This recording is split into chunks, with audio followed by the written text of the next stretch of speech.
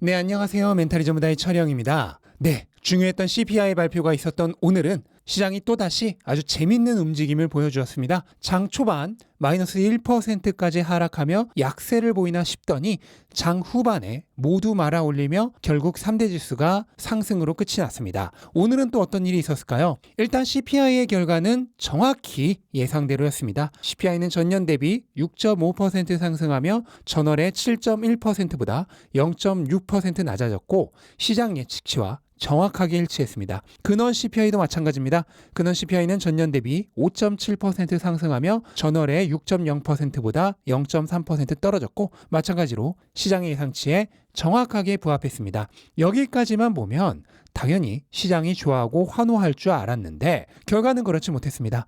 장 초반에 오히려 마이너스 1%까지 떨어지며 부정적인 반응이 나왔는데요. 왜 그랬을까요? 저는 이유를 두 가지 정도로 보고 있습니다. 우선 첫째로는 역시나 강했던 고용 때문이었습니다. 어제 CPI 발표에 가려져 별로 주목을 받지는 못했지만 같은 시간에 주간 실업수당 청구 건수도 함께 발표가 되었는데요. 이게 좋지 못했습니다. 신규 실업수당 청구 건수가 예상치보다 1만 건 낮은 20만 5천 건을 기록했는데 여기까지는 무난했습니다. 최근 고용이 워낙 강했기 때문에 충분히 발생할 수 있는 일이었죠. 하지만 문제는 연속 청구 건수입니다. 연속 청구 건수가 지난주보다 무려 6만 건이나 하락하며 163만 4천 건을 기록했는데 이게 특히 안 좋았습니다. 연속 청구 건수는 변수가 많은 신규 청구 건수와는 다르게 전체적인 고용의 추세를 나타내주는 지표입니다. 그런데 이게 지지난주를 정점으로 해서 지난주부터 줄기 시작하더니 이번 주에는 확연하게 하락폭이 커지면서 추세적으로도 고용이 다시 강해지고 있는 모습을 나타낸 것입니다. 그리고 어제 장 초반 나빴던 두 번째 이유도 바로 이렇게 강력한 고용이 실제로 CPI에까지 영향을 미친 게 증거로 나타났기 때문인데요.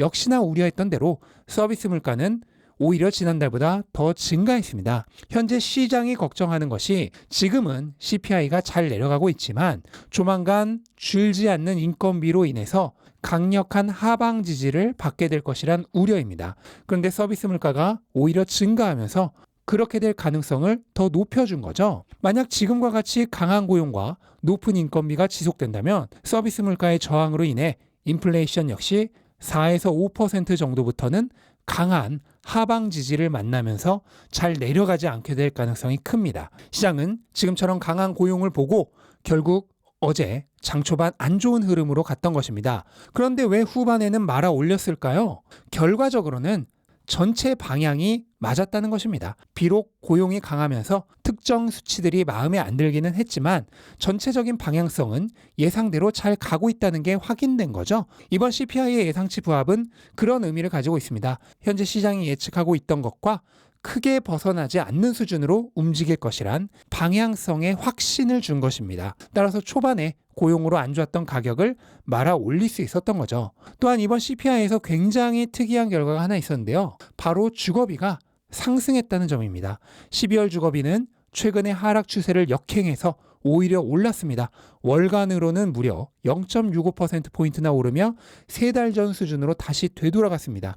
하지만 저는 이것을 나쁜 소식이 아니라 오히려 좋은 소식으로 보고 있습니다. 매 달의 수치는 조사하는 대상과 시기에 따라 월간으로 얼마든지 편차가 날 수 있습니다. 하지만 결국은 흐름대로 가게 되어 있죠. 그리고 현재 주거비의 흐름은 명확합니다. 주거비의 선행지표인 집값은 계속해서 하락 추세로 가고 있고 CPI의 주거비보다 더 정확하게 임대료를 나타내주는 진로우 렌트 지수는 이제 CPI 주거비와 데드크로스를 일으키기 직전입니다. 그 얘기는 주거비는 결국 하락하는 방향으로 간다는 것입니다. 그런데 이번 달에 주거비가 올랐음에도 불구하고 CPI가 예상치만큼 떨어진 것입니다. 이건 오히려 호재죠. 주거비가 올라도 CPI가 떨어졌는데 향후 주거비가 원래 흐름대로 다시 하락하게 되면 CPI에는 오히려 더 큰 하락의 가능성을 제공하는 것입니다. 따라서 저는 어제 주거비가 오른 것이 오히려 호재로 생각하고 있습니다. 어찌되었든 시장은 방향성을 확인했고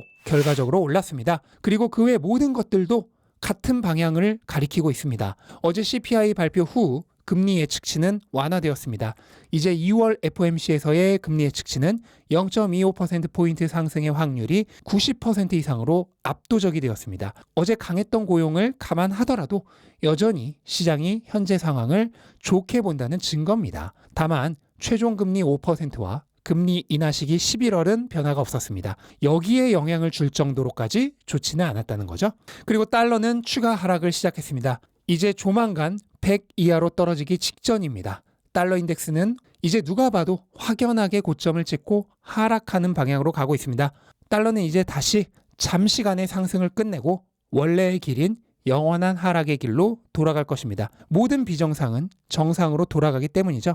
이렇게 영원히 하락하는 자산이 잠시 상승하는 것에 베팅하는 것이 투자가 아닌 투기인 이유입니다. 그리고 화폐에 베팅하는 것은 언제나 확실하게 패배하는 투기입니다. 그리고 나머지 지표들이 이것을 또 한 번 확인시켜주고 있습니다.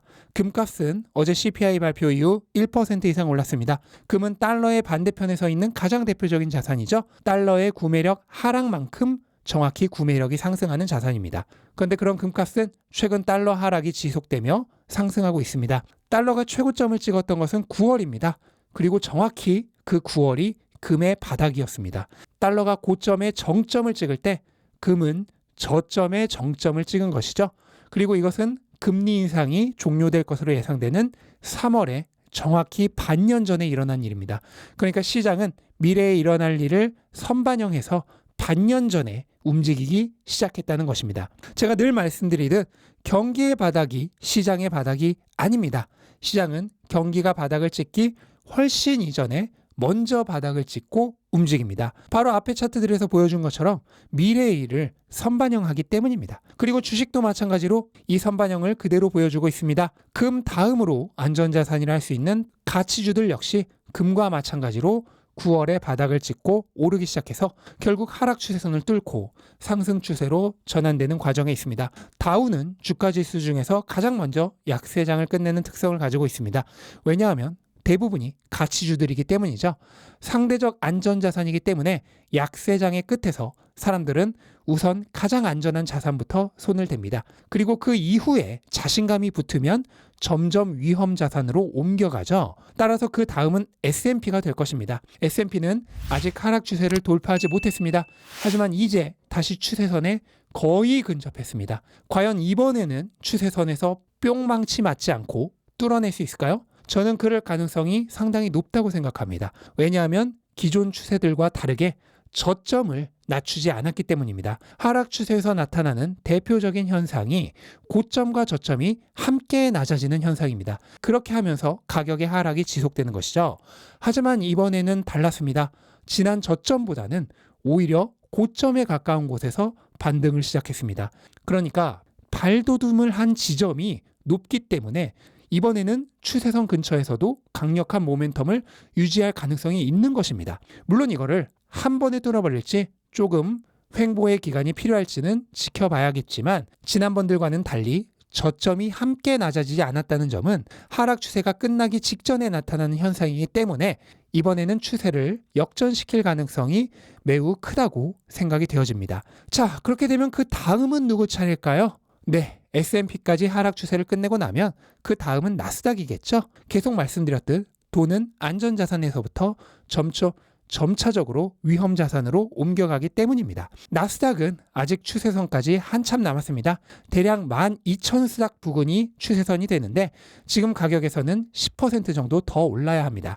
따라서 단기간의 추세를 돌파할 가능성보다는 최종 금리가 확실하게 보일 정도로 확정이 되고 난 이후에 하락 추세를 끝낼 가능성이 높다고 생각을 하고 있습니다. 하지만 나스닥 역시 바닥은 이미 지나갔을 가능성이 큽니다. 지난 만스닥이 바닥이었고 이중 바닥까지 확인을 했죠. 그렇다면 이대로 상승해서 최종 금리가 확정되고 나면 하락 추세를 돌파하고 모멘텀이 상승으로 전환되는 흐름으로 갈 가능성이 매우 높지 않나 생각을 합니다. 결국 저는 현재 바닥이 이미 지났고 이제부터는 회복의 시간이다라고 생각하고 있습니다. 물론 이것은 철저하게 저의 개인적인 예측일 뿐이기 때문에 여러분의 투자에는 오로지 참고로만 삼으셔야겠습니다. 그리고 이 예측들이 효과를 발휘하려면 조건이 있습니다. 우선 물가가 다시 재상승하는 일은 없어야 합니다. 강한 고용으로 인해 비록 하방 지지를 받더라도 조금씩이라도 내려가야 합니다. 물가가 반등을 시작해서 재상승하기 시작한다면 당연히 주식시장도 다시 하락으로 돌아설 가능성이 크겠죠. 또한 연준의 최종금리가 현재 시장의 예측인 5에서 5.25% 이내의 예상 범위 내에서 움직여야 합니다. 그것보다 더 올라간다면 앞의 예측들은 아무 의미가 없어질 것입니다. 마지막으로 러시아 전쟁이 현재 상태에서 더 확전되면 안 됩니다. 전쟁이 끝나기는커녕 주변 다른 국가들까지 말려들면서 더 확전이 된다면 당연히 얘기는 완전히 달라지겠죠. 이러한 몇몇 특수한 예외 사항만 발생하지 않는다면 저는 이제 방향성은 정해졌다고 생각하고 있습니다. 얼마나 빠르게 회복할지 그 속도는 알 수 없지만 어쨌든 이제 최악은 끝났고 이제부터는 본격적으로 그동안에 힘들었던 시간을 만회하는 회복의 시간이라고 생각합니다. 물론 몇몇 분들은 그렇다면 시장이 빠르게 V자로 다시 올라주기를 바라시겠지만 저는 아닙니다. 너무 급하게 오르면 또 그만큼의 부작용이 반드시 뒤따르게 되어 있습니다. 모든 일은 서두르지 않고 천천히 진행되어야 가장 탈이 없이 오래 지속 가능한 법입니다. 어차피 방향만 확실하다면 속도는 굳이 빠르지 않아도 됩니다. 천천히 더 많은 돈을 할인가에 자산으로 전환할 수 있는 시간이 주어진다면 오히려 더 좋은 것이라고 생각합니다. 조금씩 경치 구경하면서 산을 오르듯 시장도 그렇게 즐기면서 오르는 것이 더 좋다고 생각을 합니다. 여러분들은 어떻게 생각하시나요? 이것으로 오늘 영상을 마치도록 하겠습니다. 영상 도움되셨다면 구독과 좋아요 부탁드리고 즐거운 하루 되시기 바랍니다. 감사합니다.